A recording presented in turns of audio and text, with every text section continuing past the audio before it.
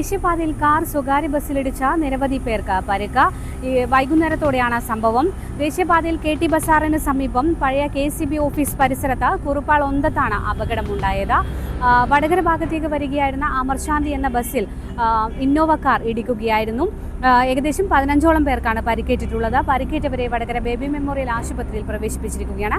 ആരുടെയും പരിക്ക് ഗുരുതരമല്ല.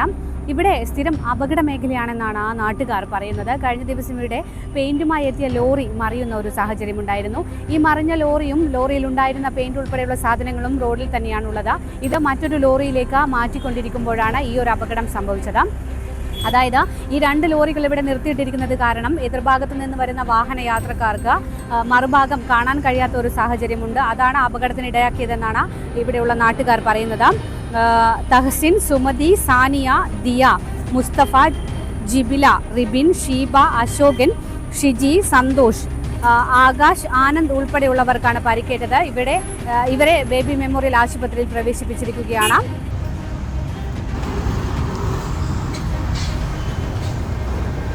ഞാൻ തലശ്ശേരിക്ക് വരുന്നു. വടകര തലശ്ശേരിക്ക് പോകുന്നു. ഞാൻ അതിന് കയറുന്നുള്ളൂ. അപ്പുറം ലോറി നിർത്തിയിട്ടുണ്ട്. അവിടെ ഇന്നലെ ആക്സിഡൻ്റ് ആയിട്ടുണ്ട്. ലോറി മറങ്ങി ഇന്നേരം വണ്ടി ഉണ്ട് അവിടെ. ഞാനങ്ങനെ തീരെ കാണൂല. വണ്ടിയുള്ളൂ. ഞാൻ നിർത്തി കൊടുത്ത് വണ്ടിൻ്റെ എടുത്ത് കണ്ടുതരാം. പിന്നെ അടിച്ചവരാണെങ്കിൽ ഇതൊന്നും പരിക്ക് പറ്റും. നിർത്തിയോണ്ടല്ല, വണ്ടീൻ്റെ അടി കൊണ്ടാണ് ഇവൻ തിരിച്ചു പോകുന്നത്.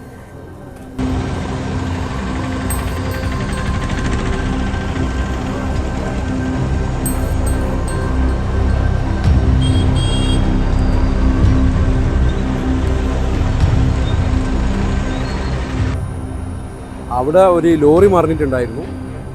അപ്പോൾ ഓപ്പോസിറ്റ് ചെയ്യുന്ന വണ്ടിക്ക് കാണാൻ പറ്റില്ല. ഈ ഇതിലായിരിക്കും അപകടം നടന്നിട്ടുണ്ടാവും. കഴിഞ്ഞ 3 ദിവസം മുന്നേ നടന്ന ഒരു അപകടമായിരുന്നു. ഈ ഏരിയയിൽ ഇതേപോലെ ഭയങ്കരമായിട്ട് പ്രശ്നങ്ങൾ നടന്നു കൊടുക്കുന്നുണ്ട്. ആ സമയത്ത് തന്നെ ഒരു 2 വണ്ടി അതിൻ്റെ ഓപ്പോസിറ്റ് സൈഡ് ഫുട്പാത്തിൻ്റെ ഇതിൽ കാണുപോയിട്ട് ഒരു ടോറസ് കൊണ്ട് നമ്മൾ ഹെൽപ്പ് ചെയ്തായിരുന്നു. അതിൽ ഞാനുണ്ടായിരുന്നു. അത് കഴിഞ്ഞിട്ടാണ് ഈ ലോറി മറിഞ്ഞത്. ഈ ലോറി മറിഞ്ഞതായിട്ട്